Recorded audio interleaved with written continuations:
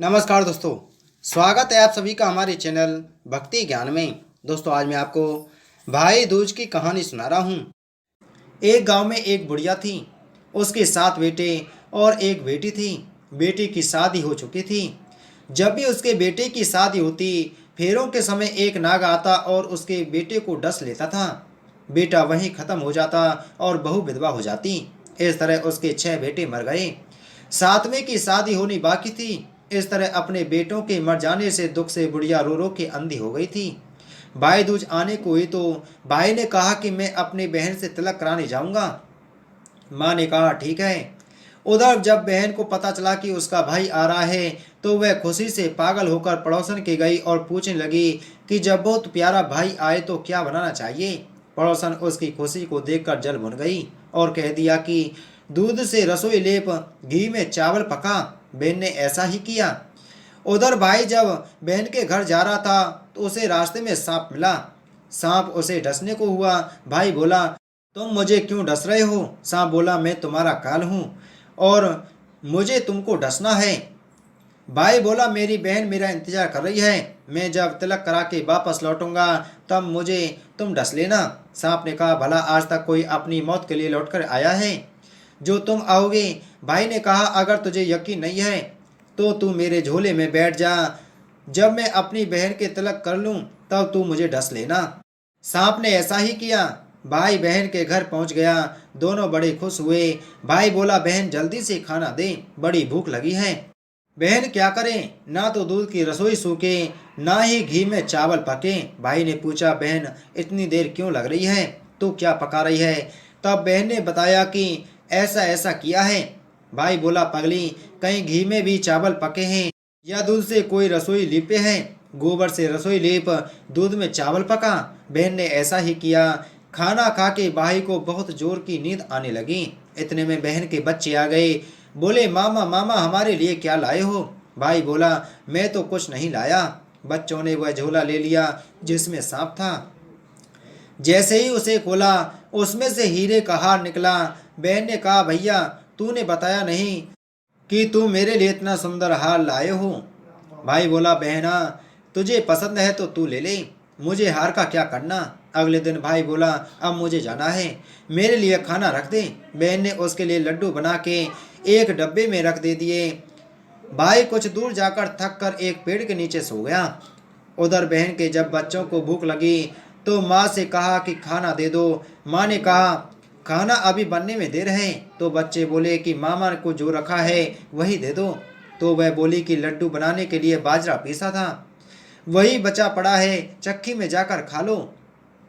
बच्चों ने देखा कि चक्की में तो सांप की हड्डियां पड़ी हैं। यही बात माँ को आकर बताई तो वह बावड़ी सी होकर भाई के पीछे भागी। रास्ते भर लोगों से पूछती कि किसी ने मेरा गैल बटोई देखा, किसने मेरा बावड़ा सा भाई देखा। तब एक ने बताया कि कोई लेटा तो है पेड़ के नीचे, देख ले वही तो नहीं। भागी भागी पेड़ के नीचे पहुंची। अपने भाई को नींद से उठाया। भैया भैया कहीं तूने मेरे लड्डू तो नहीं खाए।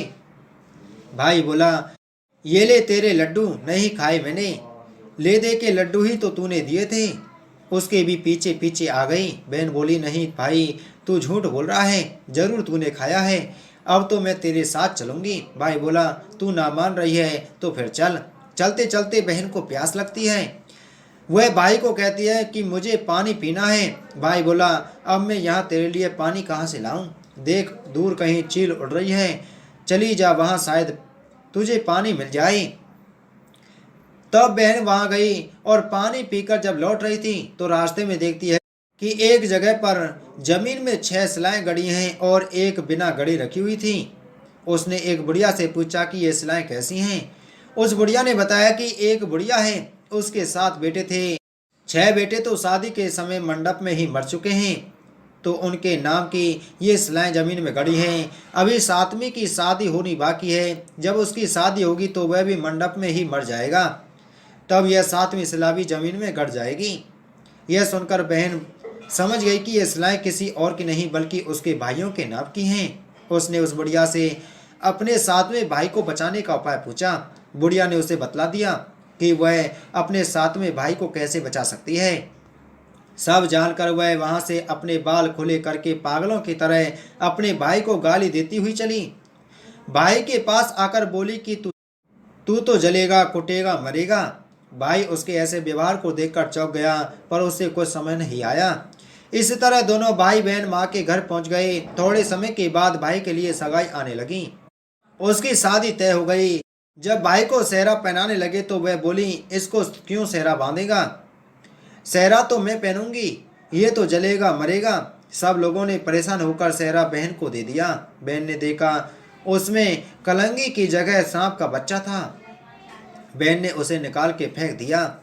अब जब भाई घोड़ी चढ़ने लगा तो बहन फिर बोली, ये घोड़ी पर क्यों चढ़ेगा? घोड़ी पर तो मैं बैठूंगी, ये तो जलेगा, मरेगा, इसकी लाश को तो चील कौवे खाएंगे। सब लोग बहुत परेशान। सबने उसे घोड़ी पर भी चढ़ने दिया। अब जब बारात चलने को हुई तब बहन बोली, ये क्यों दरवाजे से निकलेगा? ये तो पीछे के रास्ते से जाएगा, दरवाजे से तो मैं निकलूंगी। जब वह दरवाजे से नीचे जा रही थी तो अचानक दरवाजा गिरने लगा। बहन ने एक ईंट उठाकर अपनी चुनरी में रख ली। दरवाजा वहीं की वहीं रुक गया। सब लोगों को बड़ा अचंभा हुआ। रास्ते में एक जगह बारात रुकी तो भाई को पीपल के पेड़ के नीचे खड़ा कर दिया। बहन कहने लगी, ये क्यों छाँव में खड़ा होगा? ये तो धूप में खड़ा होगा, छाँव में तो मैं खड़ी होंगी। जैसे ही वह पेड़ के नीचे खड़ी हुई, पेड़ गिरने लगा। बहन ने एक पत्ता तोड़कर अपनी चुनरी में रख लिया। पेड़ वहीं की वहीं रुक गया। अब तो सबको विश्वास हो गया कि ये बावली कोई जादू टोना सीख कर आई है, जो बार बार अपने भाई की रक्षा कर रही है। इसे करते देख करते फेरों का समय आ गया। जब दुल्हन आई तो उसने दुल्हन के कान में कहा, अब तक तो मैंने तेरे पति को बचा लिया, अब तू ही अपने पति को और साथ ही अपने मरे हुए जेठों को बचा सकती है। फेरों के समय एक नाग आया। वो जैसे ही दूल्हे को डसने को हुआ, दुल्हन ने उसे एक लोटे में भर के ऊपर से प्लेट से बंद कर दिया। थोड़ी देर बाद नागिन लहर लहर करती आई। दुल्हन से बोली, तू मेरा पति छोड़। दुल्हन बोली, पहले तू मेरा पति छोड़। नागिन ने कहा, ठीक है, मैंने तेरा पति छोड़ा। दुल्हन, ऐसे नहीं, पहले 3 बार बोल। नागिन ने 3 बार बोला। फिर बोली कि अब मेरे पति को छोड़। दुल्हन बोली, एक मेरे पति से क्या होगा? हंसने बोलने के लिए जेठ भी तो होना चाहिए। एक जेठ को भी छोड़। नागिन ने जेठ के प्राण भी दे दिए। फिर दुल्हन ने कहा, एक जेठ से लड़ाई हो गई तो एक जेठ और छोड़। वो विदेश चला गया तो तीसरा जेठ भी छोड़। इस तरह एक एक करके दुल्हन ने अपने 6 जेठ जीवित करा लिए। उधर रोरो की बुढ़िया का बुरा हाल था कि अब तो मेरा 7वां बेटा भी बाकी बेटों की तरह मर जाएगा। गांव वालों ने उसे बताया कि उसके 7 बेटा और बहुएं आ रही हैं। तो बुढ़िया बोली, अगर यह बात सच हो तो मेरी आंखों की रोशनी वापस आ जाए और मेरे सीने से दूध की धार बहने लगे। ऐसा ही हुआ। अपने सारे बहू बेटों को देखकर बुढ़िया बहुत खुश हुई। बोली, यह सब तो मेरी बावली का किया है, कहाँ है मेरी बेटी? सब बहन को ढूंढने लगे। देखा तो वह भूसे की कोठरी में सो रही थी। जब उसे पता चला कि उसका भाई सही सलामत है तो वह अपने घर को चली। उसके पीछे पीछे सारी लक्ष्मी भी जाने लगी। बुढ़िया ने कहा, बेटी पीछे मुड़ के देख, तू सारी लक्ष्मी ले जाएगी तो तेरे भाई भाभी क्या खाएंगे? तब बहन ने पीछे मुड़ के देखा और कहा, जो माँ ने अपने हाथों से दिया वह मेरे साथ चल, बाद बाकी का भाई भाभी के पास रहे। इस तरह एक बहन ने अपने भाई की रक्षा की। आइए सुनते हैं भाई दूज की दूसरी कहानी। भगवान सूर्य नारायण की पत्नी का नाम छाया था। उनकी कोख से यमराज तथा यमुना का जन्म हुआ था। यमुना यमराज से बड़ा स्नेह करती थी। वह उससे बराबर निवेदन करती थी कि इष्ट मित्रों सहित उसके घर आकर भोजन करो। अपने कार्य में व्यस्त यमराज बात को टालता रहा। कार्तिक शुक्ला का दिन आया। यमुना ने उस दिन फिर यमराज को भोजन के लिए निमंत्रण देकर उसे अपने घर आने के लिए वचनबद्ध कर लिया। यमराज ने सोचा कि मैं तो प्राणों को हरने वाला हूँ, मुझे कोई भी अपने घर नहीं बुलाना चाहता। बहन जिस सद्भावना से मुझे बुला रही है उसका पालन करना मेरा धर्म है। बहन के घर आते समय यमराज ने नरक निवास करने वाले जीवों को मुक्त कर दिया। यमराज को अपने घर आया देख यमुना की खुशी का ठिकाना नहीं रहा। उसने स्नान कर पूजन करके व्यंजन परोसकर भोजन कराया। यमुना द्वारा किए गए आतिथ्य से यमराज ने प्रसन्न होकर बहन को वर मांगने का आदेश दिया। यमुना ने कहा कि भद्र, आप प्रति वर्ष इसी दिन मेरे घर आया करो। मेरी तरह जो बहन इस दिन अपने भाई को आदर सत्कार करके टीका करे उसे तुम्हारा भय न रहे। यमराज ने तथास्तु कहकर यमुना को अमूल्य वस्त्राभूषण देकर यमलोक की राह की। इसी दिन से पर्व की परंपरा बनी। ऐसी मानता है कि जो आतिथ्य स्वीकार करते हैं उसे यम का भय नहीं रहता। इसलिए भैया दूज को यमराज तथा यमुना का पूजन किया जाता है।